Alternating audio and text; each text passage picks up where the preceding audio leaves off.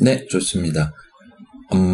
요 7-2번 영상부터는 조금은 더 빠르게 주요한 내용들만 축약해서 설명을 한번 담아보도록 할게요. 그래서 지금 7주차 슬라이드 제목이 뷰 간 데이터 흐름 연결인데 요 2부 영상에서는 그쪽과 관련된 우리 6주차 때 살펴봤던 실습 내용들을 토대로 이 데이터 흐름 연결이라는 부분에 대한 사실상 우리 수업에서 마지막 정리에 해당하는 살짝 중간 지점을 짚고 넘어가는 그런 느낌으로 준비가 돼 있어요. 그래서 실행 중인 앱의 화면을 구성하는 인스턴스들이 우리 앱의 뒤에서 어떤 데이터 흐름들을 갖고 있는지를 살짝 한번 짚어보는 게 2부의 목표예요.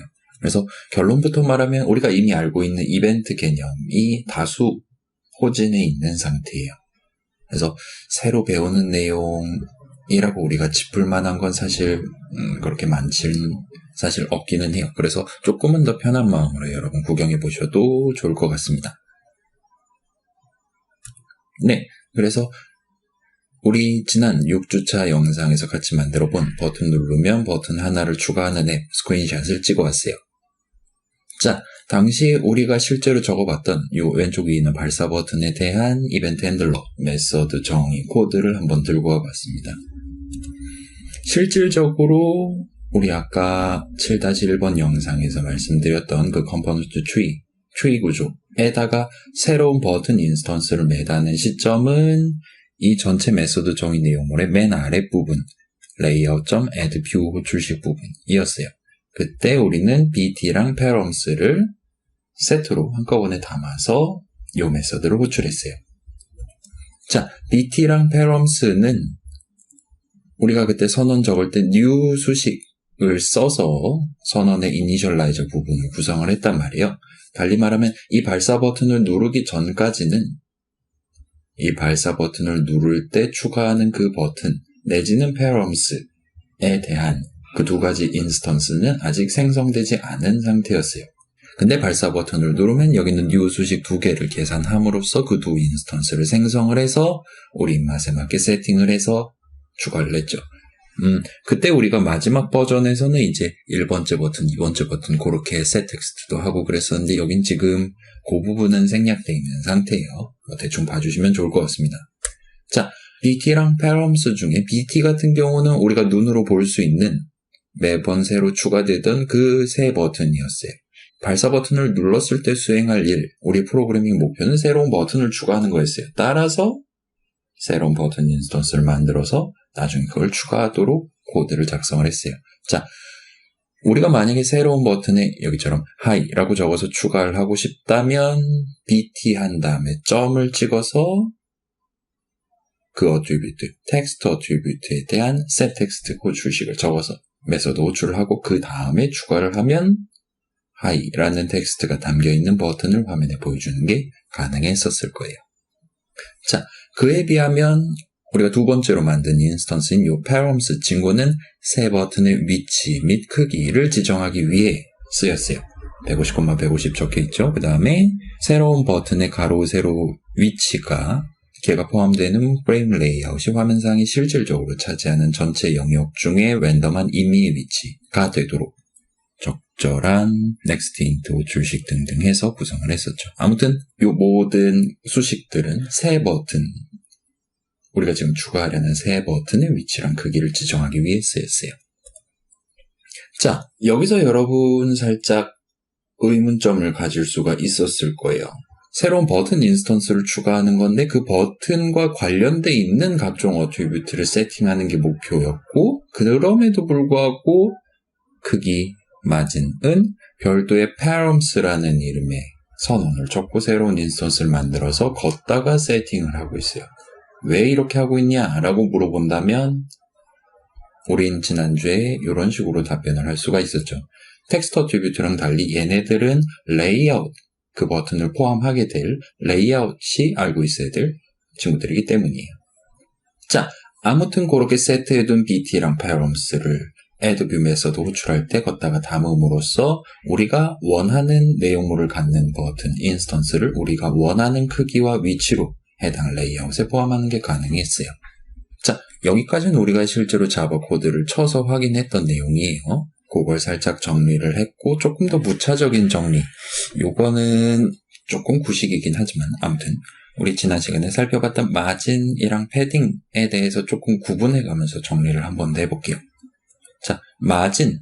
의외로 영어 단어죠?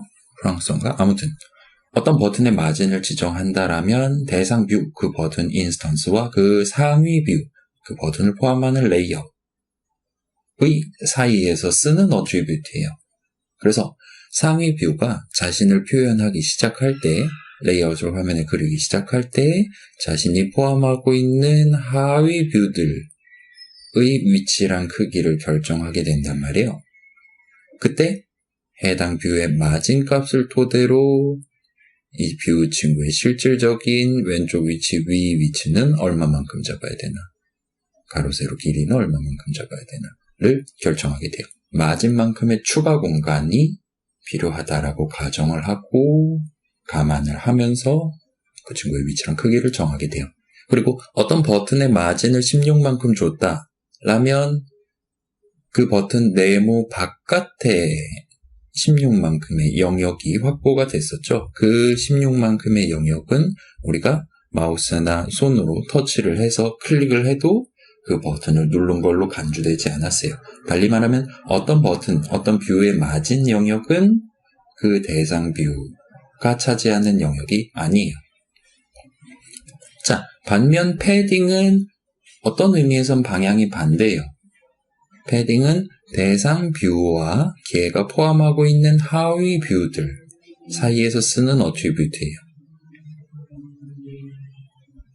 그래서 대상 뷰, 여기서 버튼이 있다 칩시다. 버튼은 자신이 부여받은 영역 안에 표현된 내용물이 텍스트 어트리뷰트 값이 있잖아요. 실제로 그걸 텍스트 뷰라는 별도의 뷰로 만들어서 쓰진 않겠지만 일단 내용물이 있으니까 그걸 감안해서 한번 생각을 해봅시다. 버튼이 자신이 들고 있는 내용물인 텍스트 어트리뷰트 값들이 버튼 네모 안에 어떤 위치에 얼마만큼 크기로 보여지게 될 것이냐를 결정할 때 그 버튼에 세팅되어 있는 패딩 값만큼 추가 공간을 감안해서 정하게 돼요. 그래서 버튼의 가로 세로 길이가 웹 컨텐트일 때 만약 그렇다면 자신의 텍스트 어트리뷰트를 전부 표현할 수 있는 최소한의 크기를 갖도록 버튼의 크기가 지정이 될 거란 말이에요. 그 상황에서 우리가 패딩을 16만큼 잡아준다면 이건 실제로 보는 게 낫겠네요. 잠깐 제 안드로이드 스튜디오로 돌아가 보도록 할게요. 돌아왔어요. 그래서 버튼 하나를 추가했다 칩시다. 이 버튼의 가로, 세로 길이는 웹 컨텐트로 돼 있어요. 그 다음에 마진은 적당히 잡아두고 이 상황에서 텍스트 어트리뷰트는 지금 버튼 6글자예요. 이때 패딩을 넣어주면 어딨냐 100dp 엔터 치면 자 100dp는 상당히 큰 숫자란 말이에요.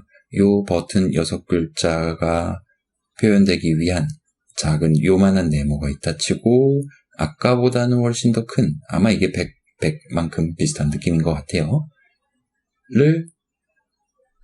이 버튼은 자신의 내용물을 표현하기 위해 추가로 감안을 하고 있는 상태예요. 근데 이 버튼 자체의 크기 우리가 지정하기로는 패딩 영역과 이 버튼 내용물 텍스트 어트리뷰트를 표현하기 위한 최소 크기를 갖도록 되어 있기 때문에 버튼 자체의 크기가 증가를 했어요. 만약에 이게 50dp로 바뀐다면 패딩 영역이 그만큼 줄어들게 되겠죠. 나쁘지 않죠? 자, 반면 당연히도 레이아웃 위즈 레이아웃 하이트가 50dp밖에 안 됐다 칩시다. 미안해요. 50dp밖에 안 됐다 치면 얘는 이제 가로 세로 길이가 내용물 패딩이랑 전혀 무관하게 레이아웃 위즈 레이아웃 하이트는 이 버튼의 상위 뷰에 해당하는 컨스트레인트 레이아웃이 이 버튼의 크기를 정할 때 그냥 일단 50 곱하기 50으로 딱 고정시켜 놓고 그 다음에 이 버튼한테 너 내용물 그려하고 제시를 하는 거란 말이에요. 그렇다 보니까 50 곱하기 50인데 지금 패딩이 어디 갔냐? 패딩이 100dp로 잡혀 있어요. 그러면 자기는 지금 가지고 있는 용량이 이거밖에 없고 더 늘어날 여지가 없는 상태에서 고정되어 있는 상태에서 패딩을 왼쪽 패딩 100, 위 패딩 100, 오른쪽 패딩 100, 아래 패딩 100을 잡다 보니까 이제 더 이상 자신이 원래 표현해야 될 만한 텍스트 어트리뷰트 값, 내용물을 표현할 남은 공간이 전혀 남아있지 않아요. 그렇다 보니까 아무 텍스트도 이 버튼에 반영되지 않는 걸 보실 수가 있죠. 만약에 이게 50dp가 아니라 500dp였다면 화면을 뚫고 나가긴 했지만 아무튼 패딩은 아마 아까 생각해보면 이 정도로 이렇게 잡혀 있을 거예요. 그죠? 그리고 남는 영역에다가 충분히 이 버튼이라는 텍스트 어트리뷰트 값을 지정하고 있어요. 이때는 반대로 어디 갔냐? 우리가 패딩을 100으로 지정하든 150까지는 견디겠죠? 150으로 지정하든 내용물, 요만한 네모를 표현하기 위한 영역은 충분하기 때문에 영향을 안 주게 되겠죠. 물론 여기서 1000dp를 하면 다시 패딩이 요게 2배만큼 가로 세로가 잡히게 되니까 실제로는 4배겠지만 아무튼 텍스트 어트리뷰트 값은 더 이상 보이지 않게 되겠죠. 그래서 패딩은 이런 느낌이에요. 좋습니다. 다시 슬라이드로 돌아가 볼게요. 그래서 패딩은 어떤 버튼의 패딩이다 라면 그 버튼이 그 버튼의 하위 뷰들, 아무튼 내용물들의 위치랑 크기를 결정할 때 그때 적용되는 어트리뷰트예요. 그리고 패딩 영역, 어떤 버튼의 패딩 영역은 명백히 그 버튼이 차지하고 있는 영역이 맞아요. 그 부분을 우리가 터치를 해도 그 버튼을 누른 걸로 간주가 돼요. 자, 뷰 간 데이터 흐름 연결인데 레이아웃 얘기가 나오긴 했는데 사실 레이아웃도 뷰의 일종이 맞아요. 컨스트레인트 레이아웃이 리니어 레이아웃을 포함할 수도 있어요. 리니어 레이아웃이 컨스트레인트 레이아웃에 포함당할 수도 있어요. 왜냐? 걔네들도 다 뷰니까요. 그래서 레이아웃이랑 버튼이랑 차이점은 레이아웃 친구들은 자신이 포함하는 다른 뷰가 어떤 친구들이 몇 개나 들어있나가 결정돼 있지 않다라고 여러분이 생각을 해주셔도 좋아요. 버튼 같은 경우는 그게 실제인지는 가상인지는 모르겠지만 한가운데 글자들을 표현하기 위한 텍스트 뷰 비슷한 거 하나를 내용물로 고정적으로 포함하고 있다라고 생각을 할 수도 있겠죠.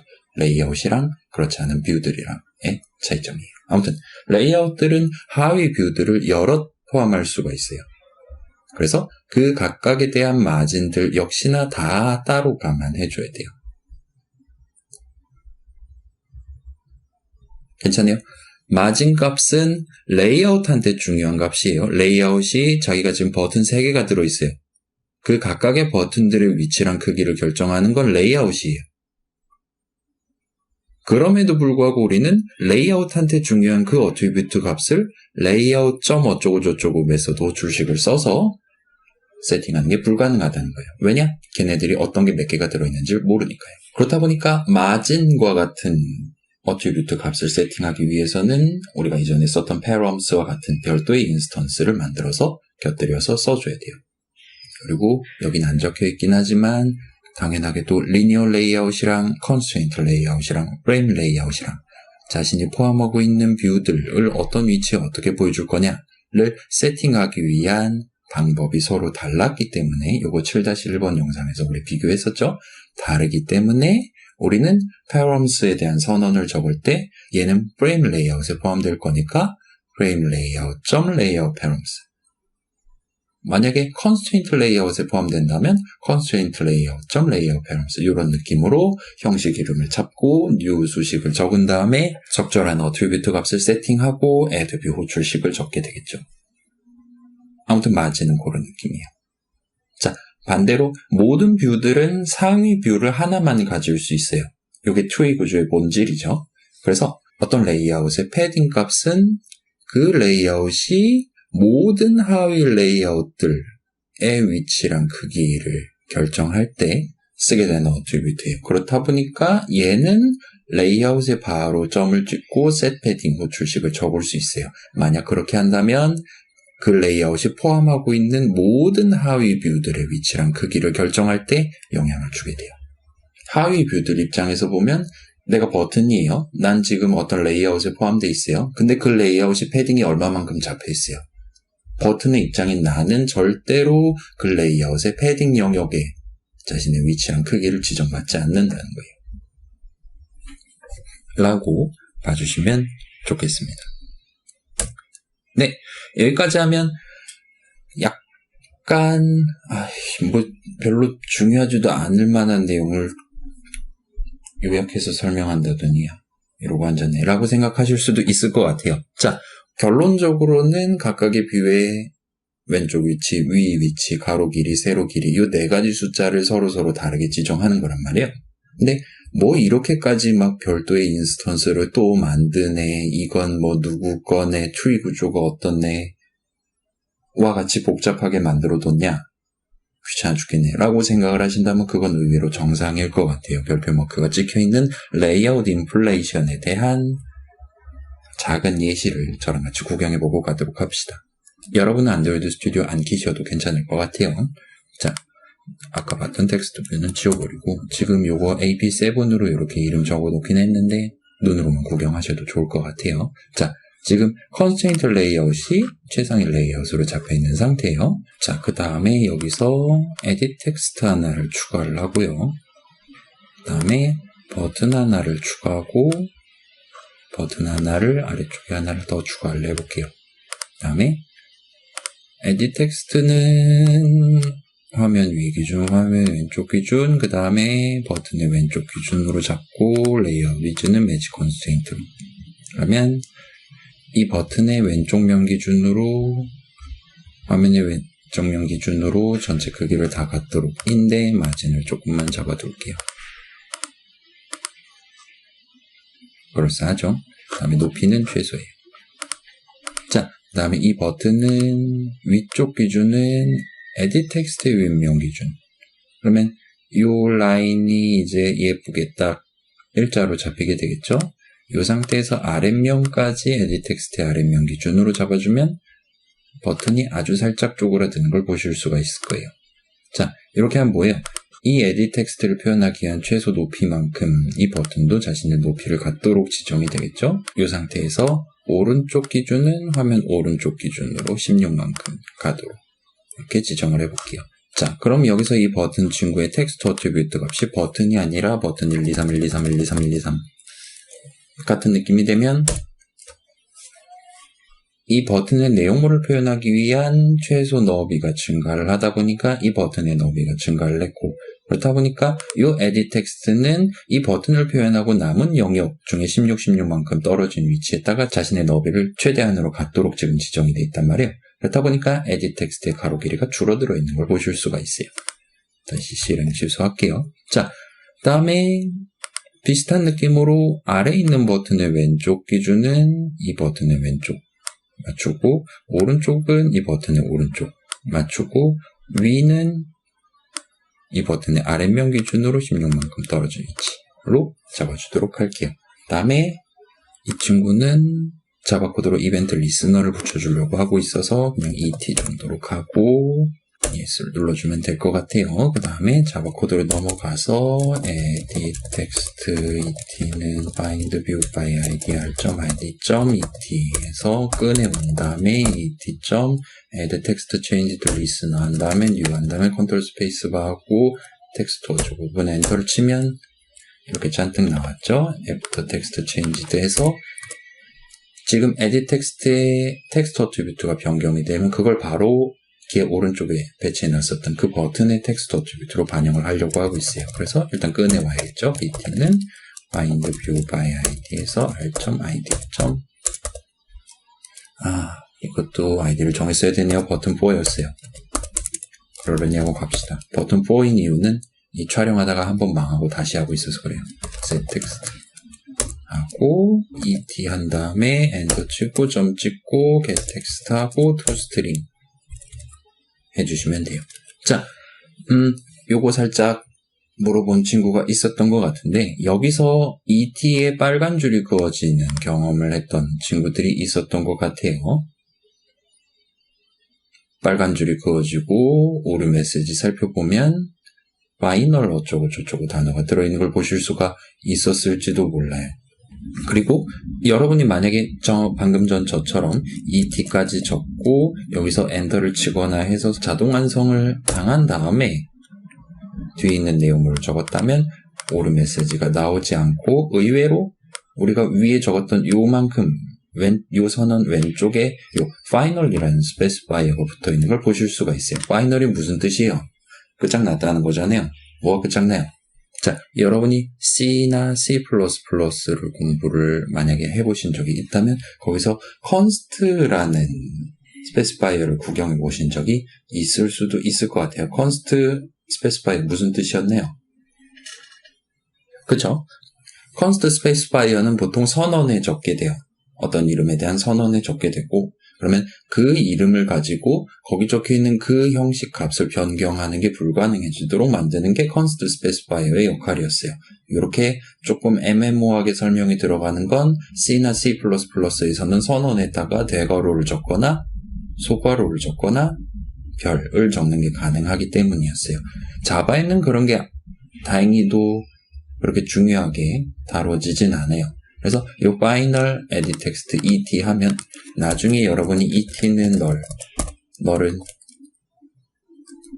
같은 느낌으로 적는 게 막혀요.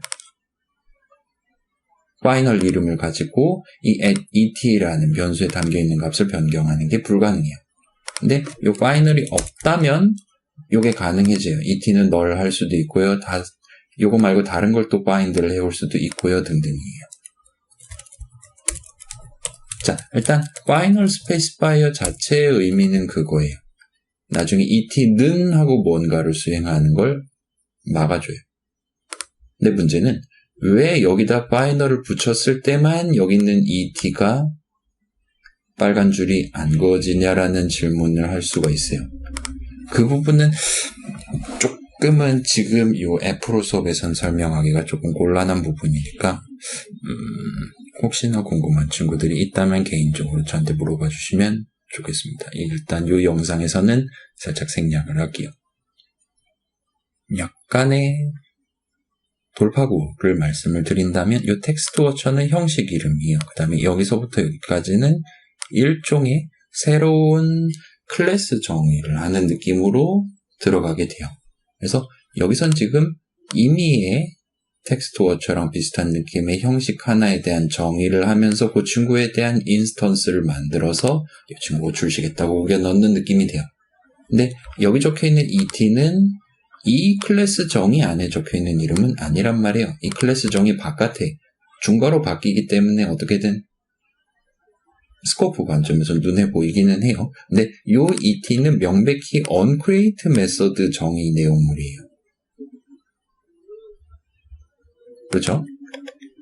이 안에 적혀있는 건 uncreate 정의 내용물이라고 말할 수도 있지만 본질적으로는 어떤 형식에 대한 정의예요. 약간 한 차원 바깥으로 나가 있는 코드라고 말씀드릴 수가 있어요. 그렇다 보니까 이 클래스 정의 내용물 안에서 걔가 포함되어 있는 메소드 정의 내용물 안에 선언되어 있는 이름을 액세스하려면 기본적으로 여기에 바이너리 붙어 있어야 된다. 정도까지만 여러분이 납득을 해주시고 자바에서는 어쩔 수 없이 이렇게 만들어놨다 정도만 생각을 해주시고 지금은 넘어가 주시면 좋을 것 같아요. 자, BT 같은 경우는 파이널이 안 붙었죠. 얘는 지금 이 메소드 정의 중괄호 안에서 선언한 이름이란 말이에요.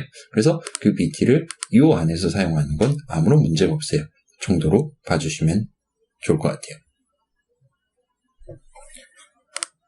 자, 아무튼 이제 edit 텍스트의 텍스트 어트리뷰트 값이 변경되면 그게 바로 오른쪽에 보였던 버튼에 반영이 될 거예요. 실행을 한번 해보도록 할게요.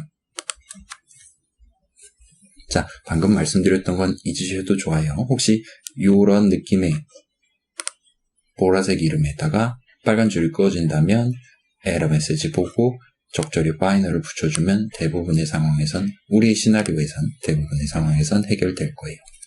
자, 그래서 실행 결과를 보면 name 123 123 123 123 123 123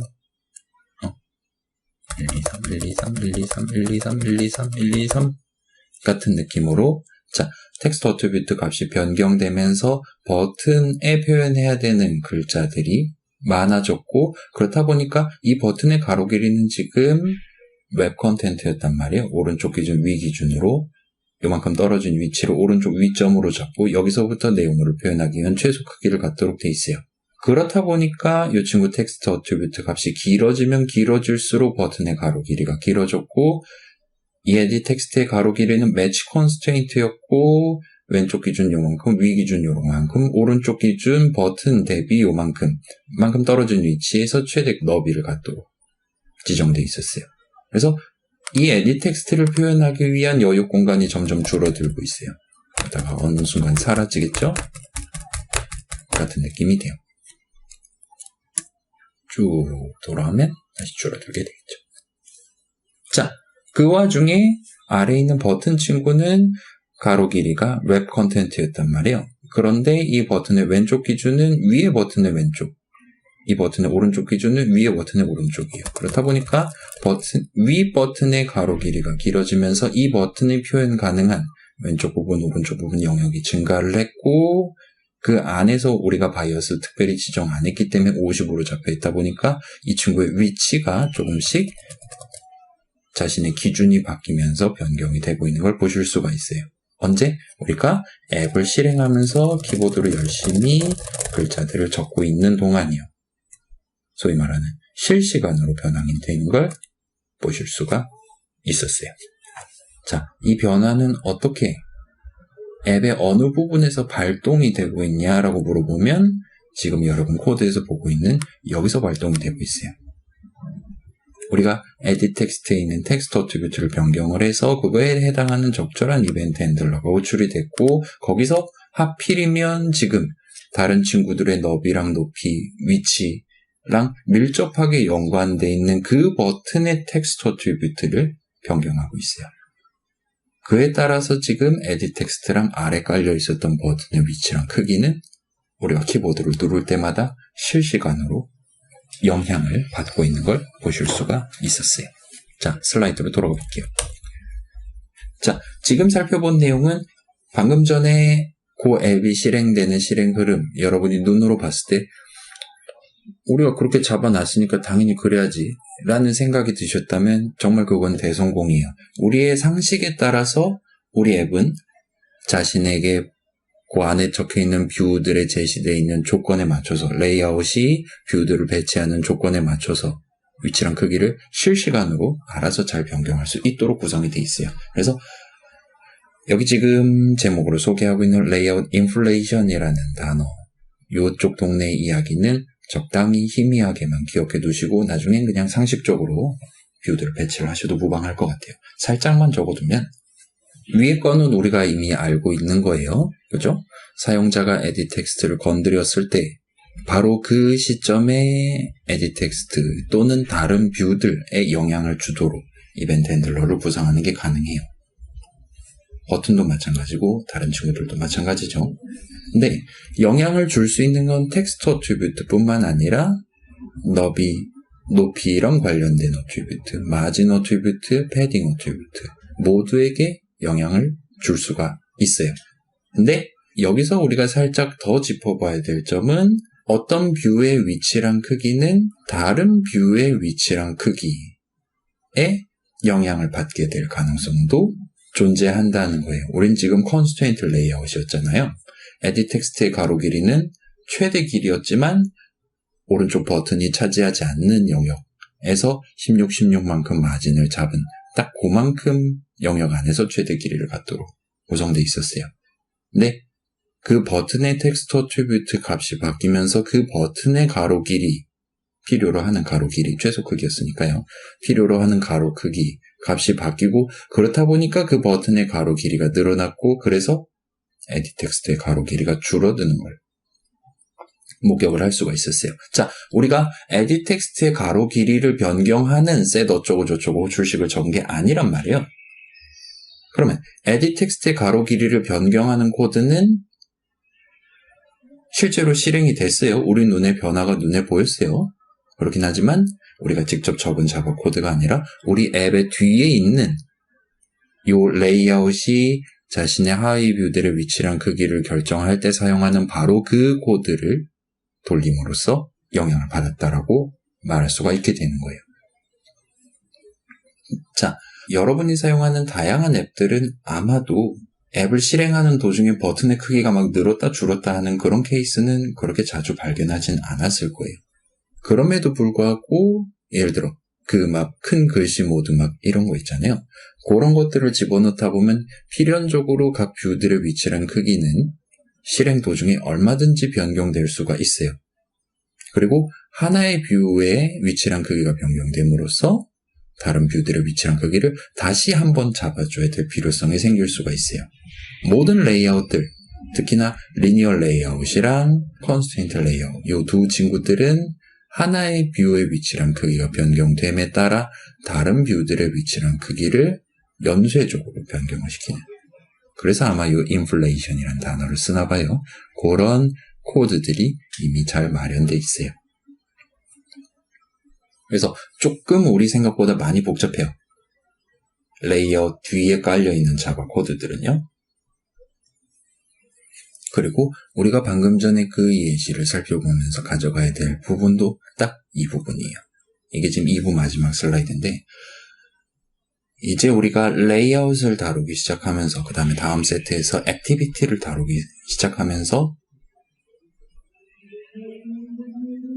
우리가 작성하지 않은 매우 다양한 코드들이 자바 코드들이 우리 앱 뒤에 얼기설기 얽혀 있다라는 거를 조금씩 주지할 필요성이 생겨요. 자, 이전 세트 우리 뭐 버튼 누르고 즐거웠던 그 이전 세트에서도 이 얘기를 한 적이 있죠. 어디서 했나요? Set Content View 줄식 설명할 때 얘기를 했었죠. Set Content View는 .xml 파일 내용을 열심히 읽어서 우리가 자바 코드를 실제로 적어보기도 했었던 적절한 new 수식, 계산 등등을 수행해준다 라는 얘기를 했었어요. 근데 그거에 한정되어 있는 게 아니라 뷰의 위치랑 크기를 결정하기, 뷰들의 레이아웃 입장에서 하위 뷰들의 위치랑 크기를 결정하기, 그 다음에 다음 세트에서 나오는 화면과 화면 사이의 전환과 같은 중요한 이슈들에 대해서 우리가 상상하기 어려운 매우 복잡한 코드들이 미리 마련되어 있다는 거예요. 자, 그런 대부분의 코드들은 단순히 find 해갖고 와서 텍스트 어트리뷰트 값 들고 와서 다른 뷰의 텍스트 어트리뷰트 값으로 우겨 넣는다 와 같은 프로그래밍 목표에 비하면 훨씬 더 무거운 목표를 달성하게 돼요. 근데 그런 코드가 없다면 우리의 앱은 프로그래머로서, 사람으로서 우리가 상상하는 그런 느낌으로 제대로 실행되지 않을 거예요. 점점 그런 코드, 뒤에 만들어 놓은 코드에 대한 의존성이 증가하고 그에 따라서 여러분이 조금씩 외워야 할 점들이 늘어나게 될 거예요. 따라서 우리가 조금 더 복잡한, 이제 우리 큰 과제도 시작할 거잖아요. 조금 더 복잡한 앱을 만들기 시작하는 지금 시점에 7-1번, 7-2번 영상에서 등장했던 이런 요소들에 들어있던 미안하다 우리 이렇게 복잡하게 만들어놨다 좀 잘 골라서 좀 써줘라 와 같은 느낌의 관념을 미리 인지를 하고 차근차근 큰 과제에 돌입을 해주시면 좋을 것 같습니다. 네, 여기까지 하면 7-2번 영상 설명은 끝이 나고요. 이 다음 7-3번 영상은 여러분이랑 간단한 앱을 같이 만들어 보려고 하고 있어요. 바로 촬영해서 편집해서 올려보도록 하겠습니다. 네, 이번 영상은 여기까지 하도록 할게요.